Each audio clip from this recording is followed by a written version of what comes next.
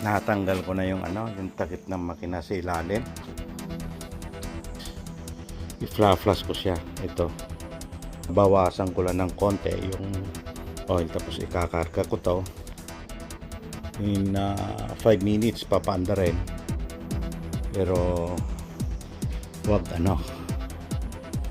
patatakbuhin. Ayan, nabawasan ko na.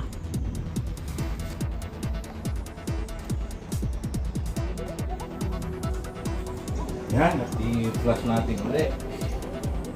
Ito yung mga sobra ko noon na oil.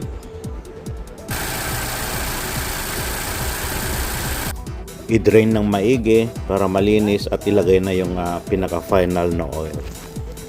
Ayan, natapos na yung sasakyan ng dalaga ko. Tapos ito, yung van isusunod ko.